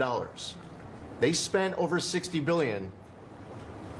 We have saved over $30 billion. The bottom line, by the way, is that the Green New scam is dead. It's a new day at the EPA where we will protect the environment and grow the economy. We will deliver on the Trump mandate every day. And we will fight with just one constituency front of mind, and that is the American people. Thank you, Mr. President, for being willing to take a bullet for this country. And if you were to ask me what I'm grateful for, whether it's a Thanksgiving, it's a Christmas, a Hanukkah, a New Year's, any time of year, the fact that this president, after 4 years serving in office, he could have just left it in the rearview mirror and went on to really enjoy retirement. But he is willing to take a bullet for all of you tuning in at home because he believes in his flag, our freedom, our liberties, and to save the greatest country in the history of the world. So I'm grateful this holiday season for you, Mr. President. You're willing to take a bullet for all of us, and by all of us, it's the American public. What am I supposed to say to that? What am I supposed to say to that? Man actually took a bullet. Well, in spite of the fact that Linda McMahon here, the education charge to me secretary. is to fire myself, we've really been incredibly hard at work making sure that we can return education to the states. And as I sit and listen to all the emergencies that we are addressing in this country, from the economy to our borders to everything that we're doing, I would say, sir, that if we do not fix education in our country with this hard reset that you are expecting, I think the greatest national emergency we could face is our education. Because if we are not going to educate our children, we're going to continue to fall behind the rest of the world. When there are only 30% of 12th graders, 8th graders, and 4th graders that can read at proficiency level, that is an incredibly harsh statement to make about our country. And you told me when you first were elected president, and you looked at, I think, right after you took office, the first NAEP scores, which is the nation's report card, came out and showed how far down we were in educational proficiency in our country. And not only the NAEP scores, but the international scores as well showed us about third from the bottom. You told me you were not only embarrassed, but you were angry about this, and that we had to do something to change this in our country. And we took a hard look at it, and you absolutely said the bureaucracy of education in Washington is keeping its thumb on preventing growth, what we should have, because it's best handled at the state level. Yes. Letting states put their programs in place, and some states are going to do it a lot better than others. But it's not going to happen from Washington, D.C. Correct. And when I hear things like, well, with no disrespect to any other country in the world that have really great programs, Germany, Sweden, Norway, I hear about this all the time. Point of fact is, they're this big. The United States is this big. We can't do it from Washington, D.C. It has to be done at the state level. So what we've been doing, as Lori brought up, Secretary of Labor brought up, we have a great working relationship. We have already signed and implemented one MOU or interagency agreement to handle the WIOA program and the Perkins grants to make sure it works. MOU, memorandum of understanding. What she's discussing here got discussed a few weeks ago, that the move now is to take the job, if you will, of the Department of Education, which isn't necessary. It only came into existence in 1979. Move any of the actual functions into other agencies and dismantle the Department of Education, because what happens is we give them our money and then they dole it back to us based on conditions. They don't actually do anything regarding curriculum. All they do is engage in force of whether it's narrative or other things on these schools and give these teachers unions way too much power. That has to end. What's happening here might be the best thing that the Trump administration is actually doing. That's saying something. This is Tony Katz today. I love this. I love this in ways that I cannot properly state. This is the future. We'll be moving other programs, but these are proof of concept. Let's make sure they're working and working smoothly before we ask Congress to codify these permanent moves. So that's kind of in the world of K through 12, what we're looking at right now, but in the world of higher education, as Attorney General Bondi mentioned, we've been working really very hard to make sure that we've got anti-Semitism and DEI out of our universities, and put some pretty stiff fines on, worked some good deals. I've enjoyed working with Harmeet, who is just an incredible negotiator. So we're bringing all of that to bear as well. So I can say, sir, that we are moving to return education to the states and to bring the level of education back up, making sure our students can read by reintroducing the science of reading in schools. And going into next year, I can honestly say that we've got a lean, mean machine operating at the Department of Education. There's only half the workforce when we started, and we're more efficient, and I think we're going to see better results as we move into next year. So thank you for this incredible opportunity. Thank you very much. Thank you. Mr. President, during this holiday season for empowering us at HHS, yes. me, Dr. McCary, Jay Bhattacharya, and Dr. Oz, to change the trajectory of this agency towards public health in a way from the tradition of serving the mercantile interests of the medical industrial complex and the big pharmaceutical companies. 2 weeks ago, we ended, under your leadership, a 20-year war on women by removing the black box warnings from hormone replacement therapy. The medical cartel was telling women that hormone replacement therapy during menopause was dangerous for them. In fact, here's what the science said. It diminishes the risk of fatal heart attacks by 25%, cardiac disease by 50%, Alzheimer's by 35%, bone fractures by 50 to 60%. It improves appetite, it improves sleep, it improves energy, it improves happiness. There are tens of millions of women in this country who have been deprived of that therapy because of just scientific malpractice by the medical cartel. We are now remedying that, and this remedy will now be available to all women who want it during one of the most difficult transitions of their lives. MFN is one of our greatest accomplishments. It would not have happened without you. You were the only person who believed in it. You drove us to get it done. We've now made agreements with the 5 biggest pharmaceutical companies. We have 12 more in the lineup to make agreements. By the time this administration leaves office, 95% of the drugs in this country we will have the lowest prices of any nation in the developed world. Americans are already getting the benefits from these. These companies are already lowering these prices dramatically, as you've noticed. And then this week, Howard at Department of Commerce and Jameson at the U.S. Trade Representative made a bargain with Great Britain to raise their drug prices in conformance with your promise that the Europeans would raise theirs to counterbalance us lowering ours, and therefore we would keep intact the ecosystem of innovation and protect innovation. So congratulations on that, Mr. President.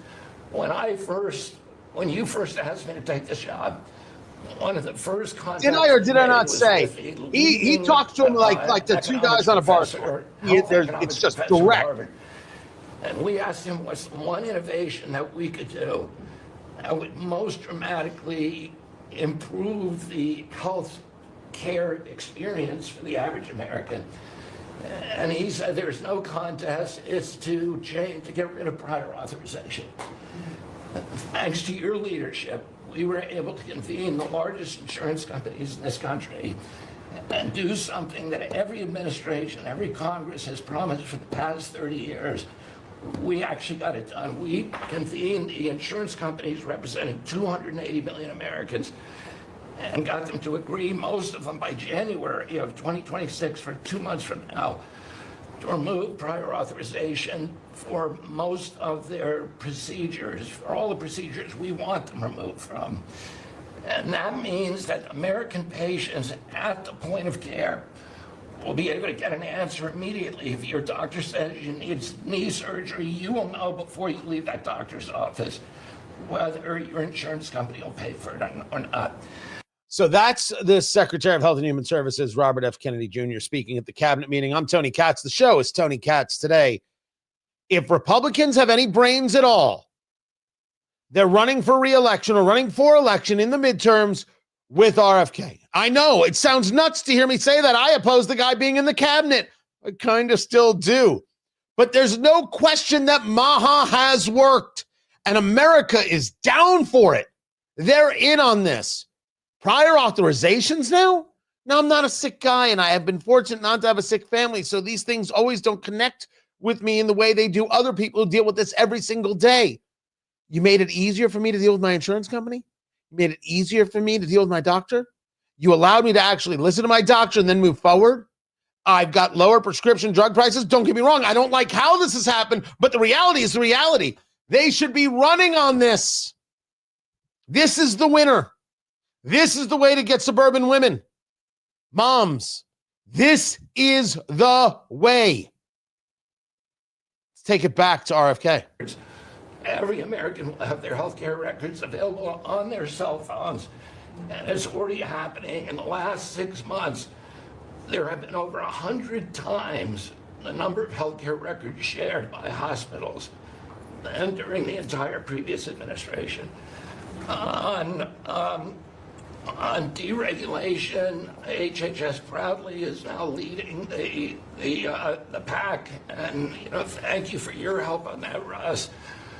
But today we announced the revocation of the nursing home rule, which was overburdening rural areas across this country, Indian reservations, with regulations that were going to destroy the nursing home industry in those communities. And that is going to be a $25 billion savings. Those are some of the things that we're doing because of your leadership. President Trump, thank you so much, and Merry Christmas to you. Thank you very much. Great job. Okay. Well, Mr. President, you've assembled an I was incredibly actually short talented from group RFK here. If Jr. you took a on look to at Doug this group Burgum, the compared energy to any secretary, who Fortune I just spoke to a 500 couple leadership minutes ago. team, any group of startup folks, I mean, this is an amazing sorry, group, and the breadth Beyond of what's Energy, being Department of the accomplished. Interior. And the timing couldn't be better because with your leadership and vision, you've set us up for this age of abundance as we head into next year, the 250th anniversary of this country. And what are we heading into that year? As we've talked around the table, you've heard about massively lower taxes, massively lower regulation, abundant energy, record capital investment coming in, job growth. I mean, we are set up to really have something to celebrate next year. And I just, again, want to say thank you to everybody around the table. You gave us one big assignment in Interior. Of course, Interior, the largest balance sheet in the world. In the Department of Interior, if it was a standalone company, 500 million acres of surface, 700 million acres of subsurface, over 3 billion of offshore from Guam to the Virgin Islands. And you said, we got to take care of that balance sheet. We got to develop those resources. And what have we done across that? Producing record amounts of oil, record amounts of gas. And again, we set out with a goal, energy diplomacy, sell energy to our friends and allies. We're exporting a record amount of energy to all of our friends and allies around the world. That's helping do that. And you're giving a gift to America as we head into this. You're giving us peace abroad, and you're giving us prosperity at home. That bodes so well for our country. I don't want to hear about the Secretary of Interior talking about peace abroad. I like it. I want to hear about what's going on with land management and are we drill baby drilling? That's what I want to know. That's all I want to know, Secretary Burgum, and I like him a lot. We got into this very interesting conversation about power and small modular reactors. I think I think that's going to be a very interesting moment for sure when we start seeing more of that, more of the real, how much energy do we have and how much can we grab? And then conversations about these Western states and how the land doesn't really belong to them, it belongs to the federal government. And when does it go back to them? In not every bit of land. Some of it's just unusable and they would rather the federal government take care of it, so it's off their books. But there's plenty of land where it's not properly managed because it's not managed by the state, the people who can handle it for growth, energy, and other opportunities. And keeping that land from the people, from these states, I think is an abhorrent process. So the energy conversation is a land use conversation as well, bringing it to Marco Rubio.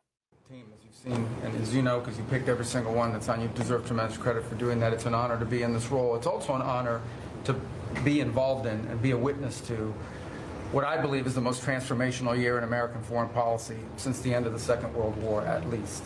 And it's transformational because for the first time in a long time, we have a president who basically puts America at the forefront of every decision we make in our relations with the world.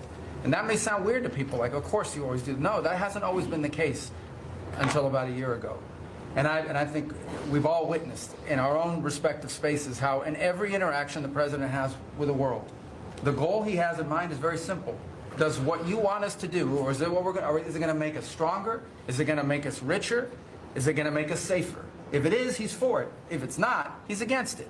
If something's going to make America weaker or poorer or less safe, the president's going to be against it. And every single thing he has done in our foreign policy has been driven by the American people in mind. And I can go down the list. Why has he focused on mass migration? It's very simple, because no country is safe if you can just walk in without us knowing who you are into your country. We've seen the destruction that that's wreaking, not just in our own country, but the impact that it's having in Europe and in many other parts of the world. You talk about trade deals and the trade situation has been involved in. People, all this reporting on it. It's very simple.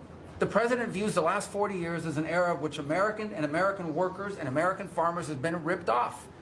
They've been ripped off, and what he's saying is we want to have a trade with the world, but it has to be a trade in which American businesses and American workers and the products they make and what American farmers grow and produce has a fair shot to be sold around the world. On issue after issue, that's been the case. You talk about foreign aid reforms. This is not our money. This is taxpayer money. When the president has said, we're going to do foreign aid, but we're going to do foreign aid for countries that are aligned with the United States and in a way that doesn't waste the taxpayers' money. Mr. President, always forget how good Marco Rubio is. His ability to explain things clearly, directly, with focus, second to none. Better than J.D. Vance. Not against NATO. He went to NATO and basically said, look, you guys, we're paying all the money, and he got them to do the 5% commitment, which everybody said was never going to happen. It was impossible. Everything this president does is driven by the American people. Whether you don't have to agree with the actual move, but understand the motivation. The motivation is always you, the American people, and what's good for you, for your family, for the country, and for our economy. But the president is also committed to peace in a way that all of us have seen. He achieved in Gaza, and he does it, by the way, not just because he hates war and he thinks wars are a waste of money and lives, which he because does. He's the only leader in the world that can.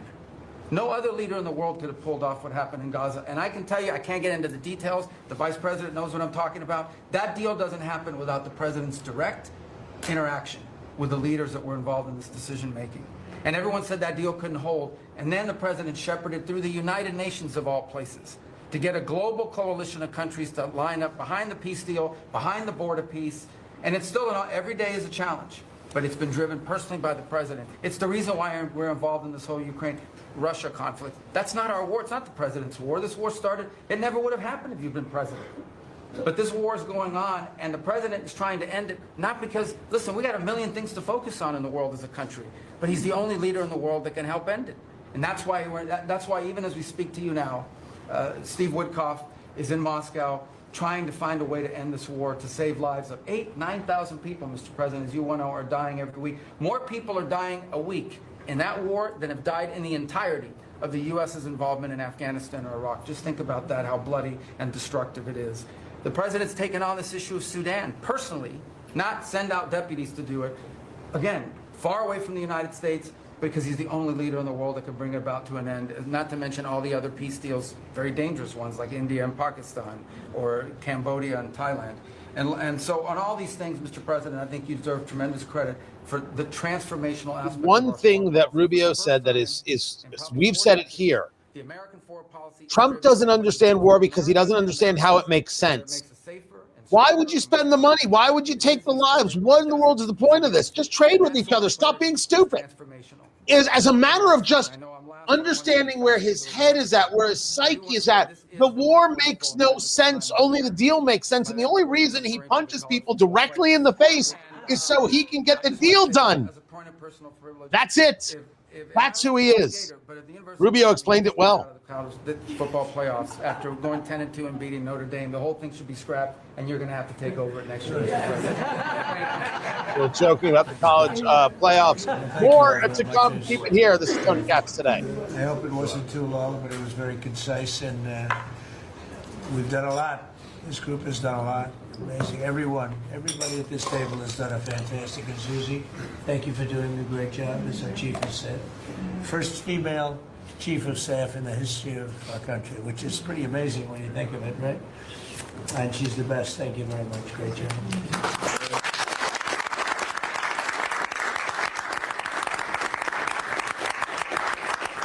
So after that, do you want to ask any questions? Mr. President, there's been a lot of speculation about who the next Fed chairman could possibly be. You said you have somebody in mind. Fed chairman question. How many names were you given on the final list?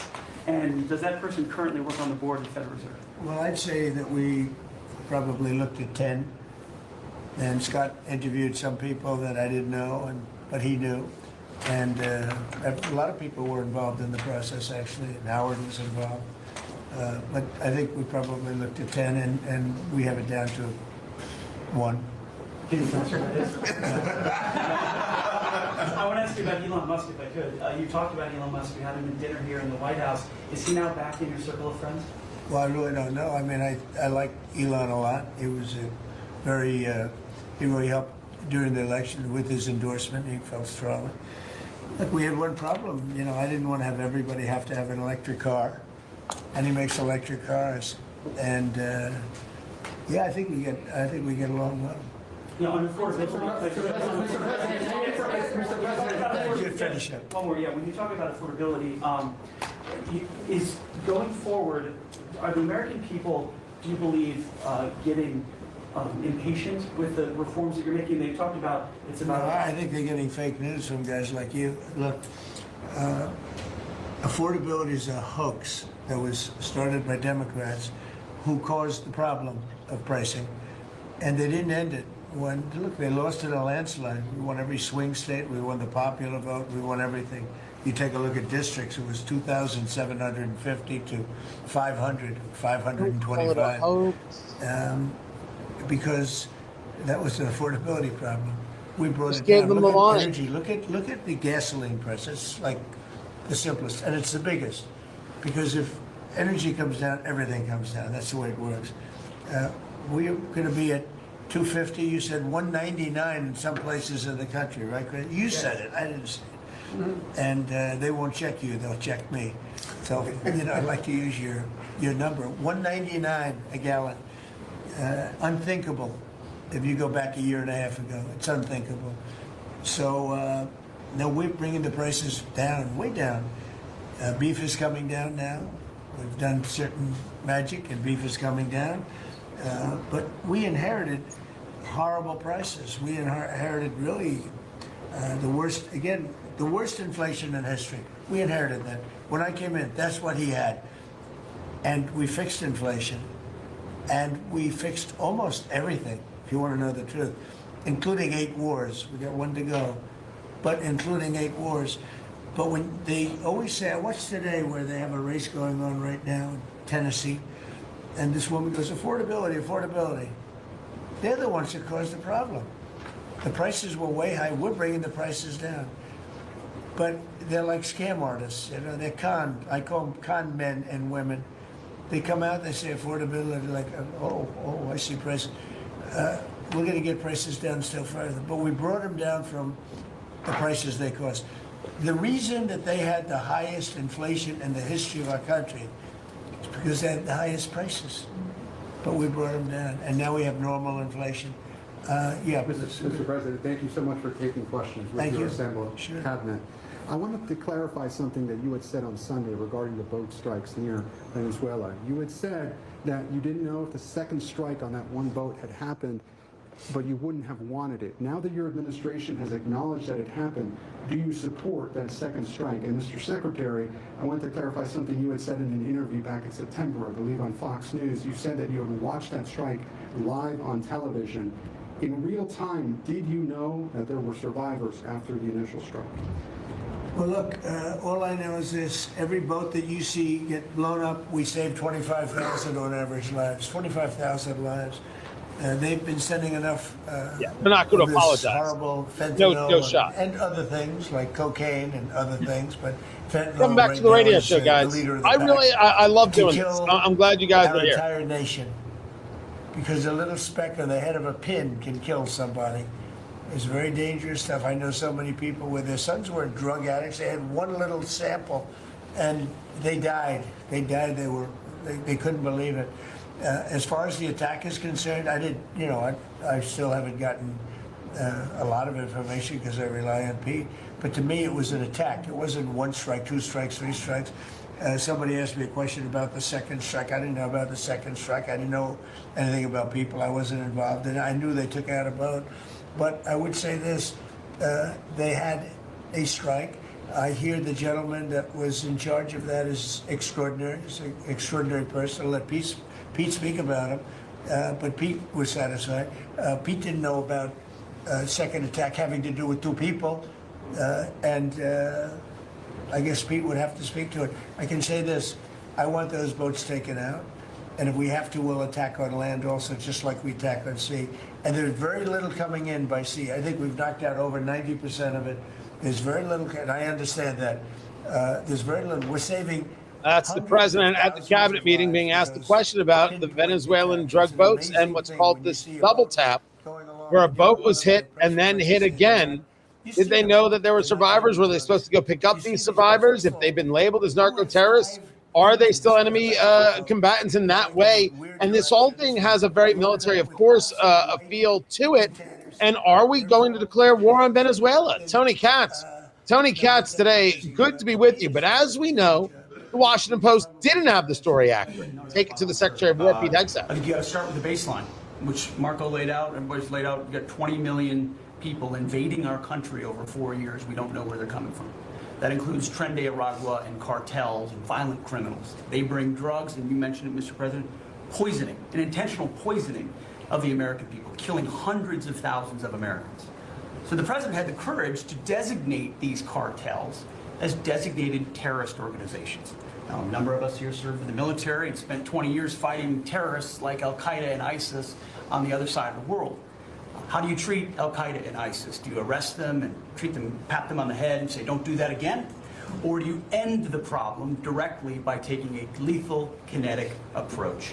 And that's the way President Trump has authorized the War Department to look at these cartels. And I wish everybody could be in the room watching our professionals like Mitch Bradley, Admiral Mitch Bradley, and others at JSOC and SOCOM and other commanders. The deliberative process, the detail, the rigorous, the intel, the legal, the evidence-based way that we're able to, with sources and methods that we can't reveal here, that make sure that every one of those drug boats is tied to a designated terrorist organization. We know who's on it, what they're doing, what they're carrying. All these white bales are not Christmas gifts. They are not Christmas gifts, as the New York Times even reported. And of course, take it with a grain of salt. It's the Times. They did their reporting on what the Washington Post said about this second hit on a drug boat, that Pete Hegseth authorized the killing of survivors. Each official they spoke to, 5 different U.S. officials, quote, said Mr. Hegseth's directive did not specifically address what should happen if a first missile turned out to not fully accomplish all of those things, taking out the boat. And the officials said his order was not a response to surveillance footage showing that at least 2 people on the boat survived the first blast. Translation: Pete Hegseth, in some bloodthirsty way, did not scream, "Kill them all, keep shooting at them until they die." That didn't happen. What happened was there was an order given. That order seems by every account to be lawful. And if the first order is lawful, how could we not think that the second order is lawful? If America wants to have a conversation about how we deal with the drug boats, that's fine. If Congress has an issue with this, tell them to tell the president, enough, you have to come to us and ask for a declaration of war. Let's go. They haven't done it yet, which to me is tacit endorsement, as we discussed yesterday. Tacit endorsement of what it is that we're seeing. But the Washington Post did not have the story right. As you heard, they have no problem taking out these drug boats. If Americans have a real issue with it, they got to speak to their representatives. And then Congress has to say, we demand to give the oversight here. That is our purview and prerogative. But you have 11 warships and 15,000 troops in Venezuela. And if President Trump is talking about on land, we landing on Venezuelan soil? Nah. Right? Right? Much more to get to. We'll move away from the cabinet meeting. Get into some other worthy subjects. Keep it here. I'm Tony Katz, and this is Tony Katz Today. Secretary, on the second strike, you said it happened more than an hour after the first. Did I hear you correctly? I couldn't tell you the exact amount of time. Minutes, or you had left the room, is what you're saying? I already stated my answer quite clearly. So remember this, we lost last year, I think it was more than that, but people don't like saying it because they always said 100,000, 115,000, numbers we've been hearing for years. So we lost last year more than 200,000 people, dead people, ruined families beyond the 200,000. And those 200,000, their family will never be the same. But these people have killed over 200,000 people, actually killed over 200,000 people last year. And those numbers are down. Those numbers are down. They're way down. And they're down because we're doing these strikes, and we're going to start doing those strikes on land too. You know, the land is much easier. It's much easier. And we know the routes they take. We know everything about them. We know where they live. We know where the bad ones live.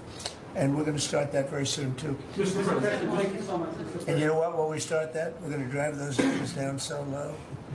And then you're going to have families be able to live without the fear of their son or daughter just having a pill to have a little fun and ending up dying within a period of 60 seconds. Let's not be fans of the No, pill we're that not have going to little let that fun. happen. We're not going to let it continue to happen. What Biden did to this country by allowing all these people, and I call them animals in many cases, I think they're animals, to come into our country and destroy our country and let all those drugs pour in. Let people just walk across the border like it was nothing. You look at them, a lot of them, you know, you say, oh, let's not discriminate. I'm not talking about color. I'm just talking about, you look into the eyes of some of these people. We're smart. And you see a killer. Come on in. Just come on in. 11,888 murderers. Many of them committed more than one murder. He allowed them into our country, totally unvetted, totally unchecked. But he also allowed drugs to come in at record numbers. And hundreds of thousands of people a year died. And we're taking those son of a bitches out, you know. Thank you so much, Mr. President, for taking your personal respect. Well, there it is. There it is. Guys, I love you. I want to thank you for being here. I got to run. The show continues over at WIBC.com. You should check it out there. Can't thank you guys enough for being here, being a part of what goes on, of what we do. Truly, truly thank you. Guys, it's great. I am back tomorrow at noon. You got to join me then. Be good, guys. Take care.